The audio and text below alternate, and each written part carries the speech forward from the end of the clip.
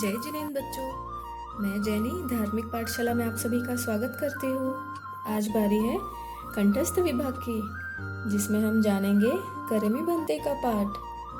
करेमी भंते का दूसरा नाम है प्रतिज्ञा सूत्र, जो पाठ हम सामायिक लेते हुए इस्तेमाल करते हैं या फिर मारसा अपनी साधु साध्वी अपनी दीक्षा ग्रहण करने के लिए इस्तेमाल करते हैं। तो चलिए जानते हैं उसका मूल।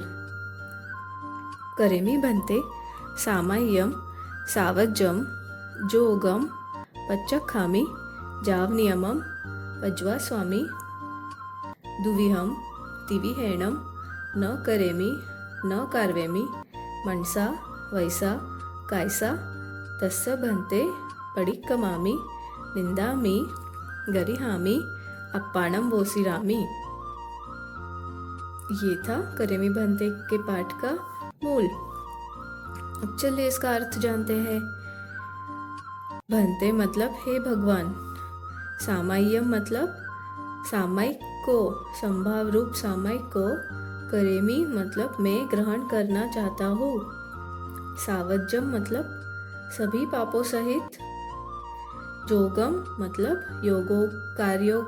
योगों का व्यापार का कार्य का, पच्चखामी मतलब प्रत्याख्यान करता हूँ या फिर त्याग करता हूँ, जाव मतलब जब तक, नियमम मतलब इस नियम का, पज्वास्वामी मतलब मैं सेवन करता रहूँ तब तक, दुव्यम मतलब दो करण से, तिव्यम मतलब 3 योग से, अर्थात जितनी मुहूर्त की सामायिक लेनी है जाव नियमम के आगे उनके मुहूर्त बोलकर आगे का पाठ बोलना चाहिए।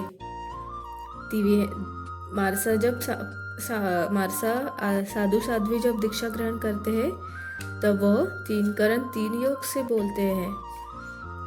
मनसा मतलब मन से, वैसा मतलब वचन से, कायसा मतलब काया से शरीर से, न करेमी मतलब सावध योग का सेवन नहीं करूँगा, न कार्वेमी मतलब दूसरे से नहीं कराऊंगा, भंते मतलब हे भगवान, तस्स उससे पहले के पाप से, पडिक्कमामि मतलब मैं निवृत्त होता हूँ, निंदामी मतलब उस पाप की आत्मा साक्षी से निंदा करता हूँ, गरिहामी मतलब गुरु साक्षी से भी निंदा करता हूँ, अप्पाणम मतलब अपनी आत्मा को उस पाप कार्य से, वोसिरामी मतलब हटाता हूँ, उसको धिक्कार करता हूँ।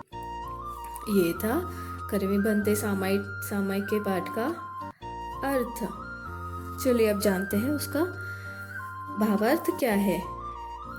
मैं सामायिक व्रत ग्रहण करता हूँ, राग द्वेष का अभाव और ज्ञान दर्शन चारित्र का लाभ ही सामायिक है। मैं पापजनक व्यापारों का त्याग करता हूँ। जब तक मैं इस नियम का पालन करता रहूँगा तब तक मन वचन काया इन तीनों योगों द्वारा पाप कार्य स्वयं नहीं करूँगा और ना ही दूसरों से करवाऊँगा। हे भगवान, पूर्व के पाप से मैं निवृत्त होता हूँ, हृदय से मैं उसे बुरा समझता हूँ और गुरु के सामने उसकी निंदा करता हूँ। इस प्रकार मैं अपनी आत्मा को पाप कर्म से निवृत्त करना चाहता हूँ। ये था उसका भावार्थ। अब आप पूछोगे सामायिक किसे कहते हैं?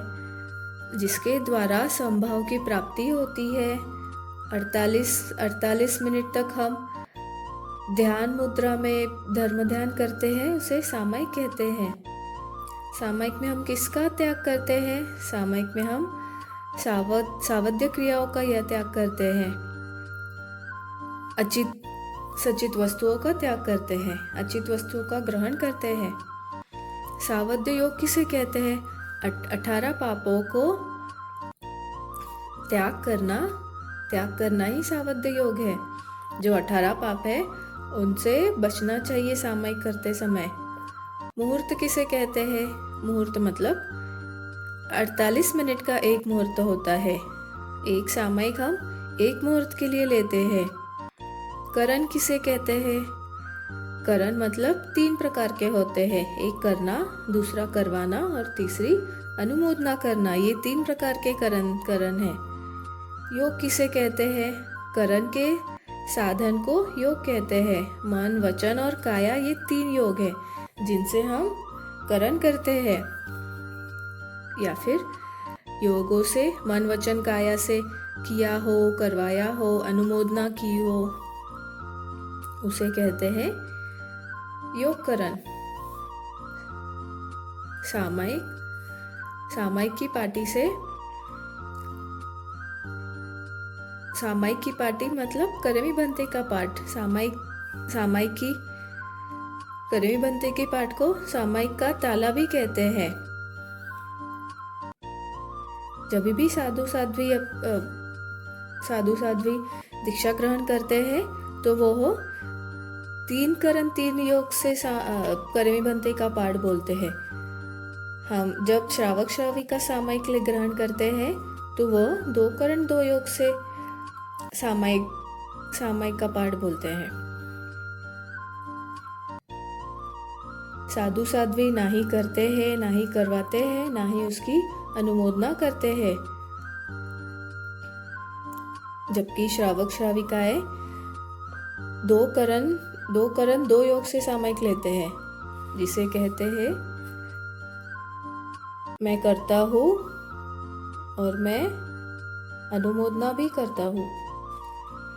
इस प्रकार सामायिक लेने का अर्थ है इसे जानकर जो भावी आत्मा उसे ग्रहण करेगा वह बहुतल से पार करेगा। इसी आशा के साथ